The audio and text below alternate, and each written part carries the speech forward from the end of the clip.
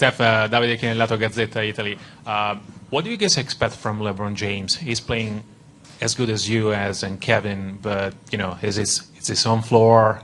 He's probably going to be the one that will try to keep the Cavs in the series. What do you guys expect from him? We expect that. We expect him to play well, play with a lot of force, aggressiveness. There's obviously the change in venue will probably spark a lot of energy from them, and we have to play even better to try to get a win in Game 3 than we have in the first two games, knowing how much they can feed off the home crowd, how inspired LeBron and Kyrie are probably going to be, especially out the gate, try to set the tone. So it'll be fun. It'll be a fun atmosphere. We've been here before. We know what to expect from that standpoint, and just going to be a matter of how well we can pay attention to details on our game plan and the adjustments we're going to make going into Game 3.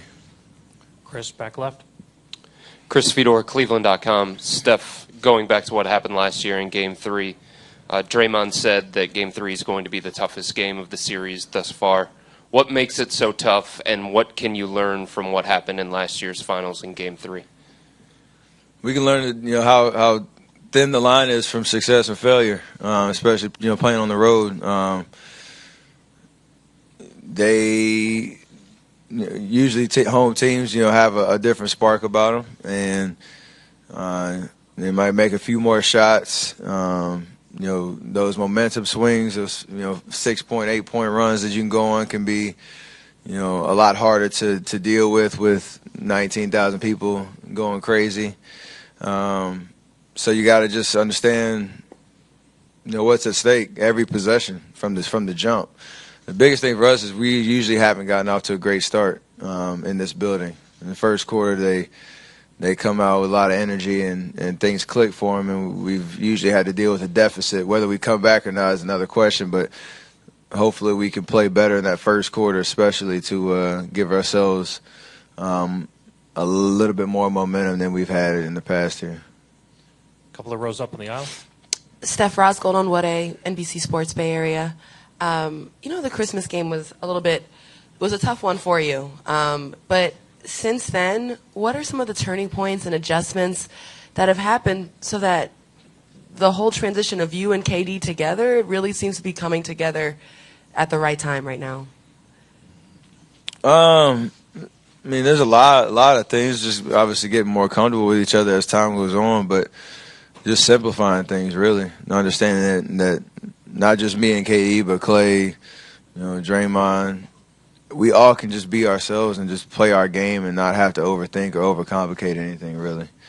We all bring a little something different to the table, and the pieces of that puzzle fit really well. And so when we're all locked in and focused and playing aggressive, knowing that whoever has the ball, make a play, just try to keep it simple. Something good is going to happen. You're going to either make a play for yourself or for somebody else. So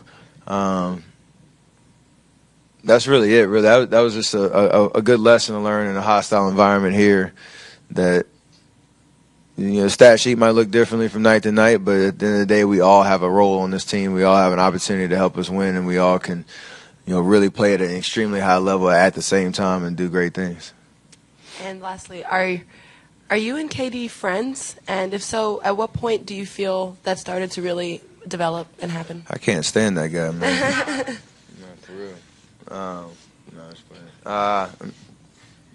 I've known him since 2009, basically. So I wouldn't say we're not at each other's house every day. We're not that type of thing. But when you go through these battles and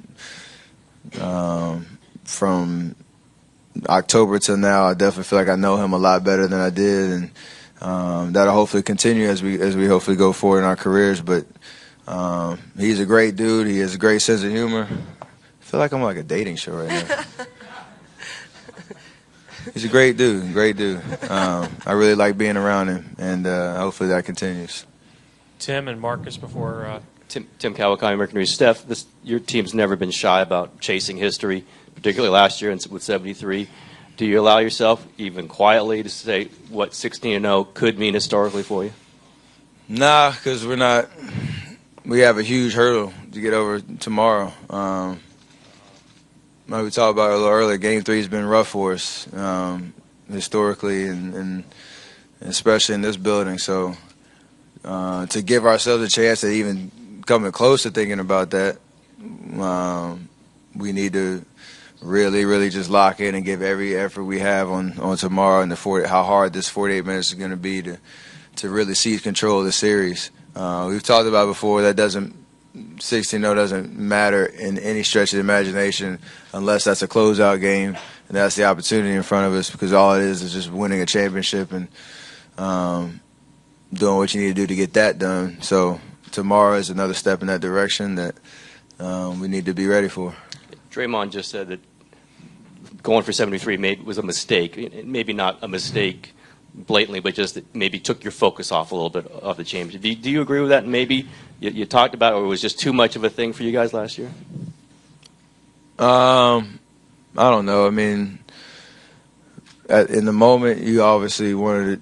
That was a decision we had talked about and we had discussed as a group and answered questions from the media pretty much from January on about that being a possibility. So I don't know if there maybe have been a little bit of a mental fatigue when it comes to just how much it took to get that 73 done and then having to restart and go through the playoffs. But I honestly, I wouldn't regret those decisions at all. We were well known. We were one game away from winning a championship. So you can. I don't think you can second guess that much. But yeah, this situation is nice to be able to just turn the page and just focus on winning a championship in its purest form, and that's what we're about right now. Marcus, last question in the middle. Steph, I got two for you. When did you know you guys were a good defensive team? At what point during this maybe 5-year run did you realize you guys were a really good defensive team and you were a part of that? I don't really know, to be honest with you. It was talked about and it's well known if you want to win a championship that's it might not have to be the best trait about you, but it needs to be top 5, top 10 in the league for you to actually have a chance of being competitive in a championship kind of situation. You can't just try to outscore people all the time. It makes it a little bit tougher, but I don't know if there's a real turning point. Really, it's just that became a part of the identity. Even when Coach Jackson was here way before that was talked about a lot more. Being a strength of the team as opposed to something you just kind of glance over and hope for the best. Really. When you look at how good you guys can be now on defense and compared to like your early years when you first got here, it's like night and day. Would you consider it like a miraculous rise on defense? You would. Your plugs travel too, huh? No, I think you got me all messed up.